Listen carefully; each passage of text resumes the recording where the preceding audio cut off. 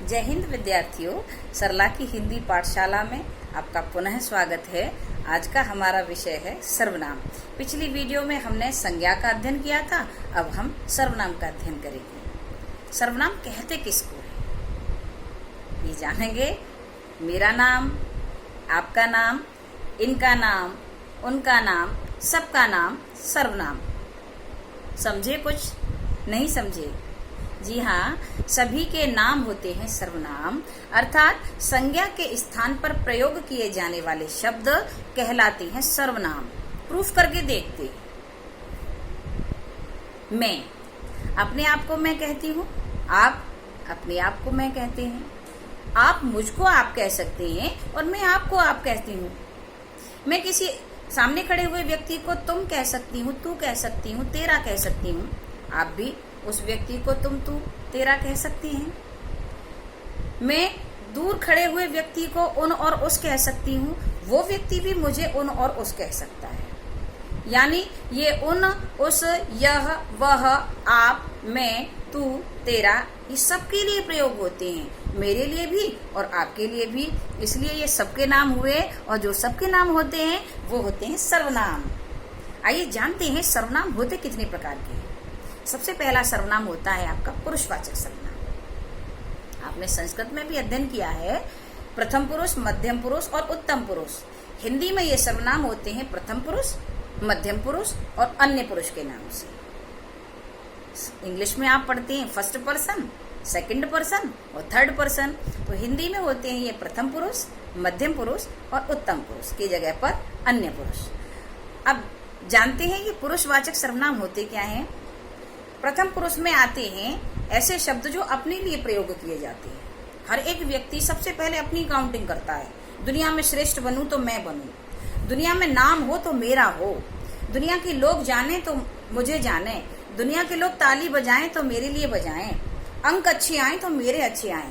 तो जहाँ मैं की भावना होती है, मेरे की भावना होती है, हम की भावना होती है, यानी हम, मैं, मेरे, मुझको, मेरे लिए, हमारे, ये सब क्या हैं? ये हैं आपके प्रथम पुरुषवाचक सर्वनाम। मेरे बाद में किसी दूसरे की काउंटिंग आएगी, बीच वाले व्यक्ति की आएगी, सामने वाले की आएगी, तो उसके लिए हम प्रयोग करते हैं तुम, तुम्हारे, तुझको, आप।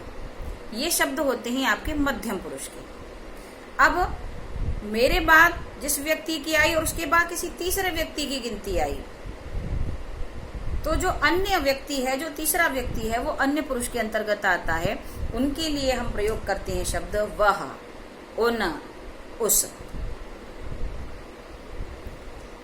ऐसे समझ लें, मैं प्रथम पुरुष, मेरे और किसी दूसरे अन्य व्यक्ति के बीच में जो व्यक्ति है वो मध्यम पुरुष, तुम, तू, तेरा मध्यम पुरुष, और हम दोनों के अलावा जो व्यक्ति है, अदर व्यक्ति है, अन्य व्यक्ति है, वह, उन, उस, वो हो गया अन्य पुरुष।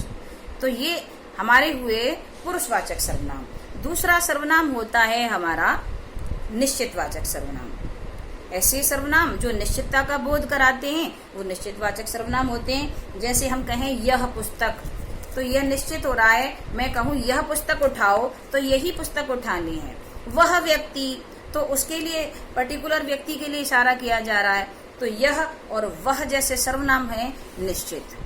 इसके अतिरिक्त तीसरा सर्वनाम होता है अनिश्चित, अनिश्चयवाचक सर्वनाम। ऐसे सर्वनाम जो निश्चितता का बोध नहीं कराएं वो अनिश्चयवाचक सर्वनाम होते हैं। जैसे किताब में कुछ लिखा है, अब क्या लिखा है नहीं पता है, जब हम पढ़ेंगे तब पता चलेगा। तो कुछ क्या होता है?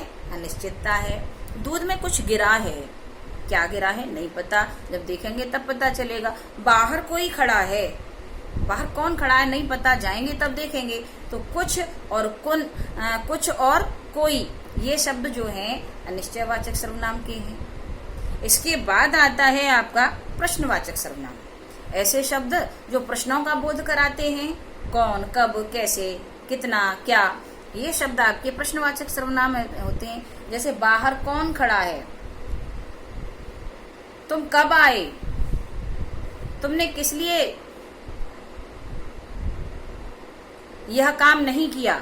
तो यहाँ कौन किस लिए, कब, क्या, क्यों, कैसे, ये सब क्या है आपके प्रश्नवाचक सर्वनाम है। इसके अलावा अगला सर्वनाम है आपका संबंधवाचक सर्वनाम। 5th नंबर का सर्वनाम संबंधवाचक सर्वनाम। ऐसे सर्वनाम जो किसी वस्तु से दूसरी वस्तु का संबंध बताते हो या एक वाक्य का दूसरे वाक्य से संबंध बनाते हो, वो आपके संबंधवाचक सर्वनाम होते हैं। वह चाबी लाना जिस चाबी पर साईं बाबा हैं। अब वही चाबी उठा के लाएगा व्यक्ति, तो यहाँ इस चाबी का संबंध यह और वह से जोड़ा गया, तो यहाँ पर संबंधवाचक सर्वनाम है। वह व्यक्ति जो कल दरवाजे पर खड़ा था, आज वह बीमार हो गया, तो यहाँ वह व्यक्ति उसके लिए यूज किया है। जो शब्द क्या है, यहाँ संबंधवाचक है। जिसने आज पुरस्कार पाया है, कल उसने भाषण दिया था, तो जिसने और उसने भी यहाँ पर आपका संबंधवाचक है। वह शर्ट लाना जो अमेरिका से आई थी, तो वह और जो, ये भी आपके संबंधवाचक सर्वनाम है।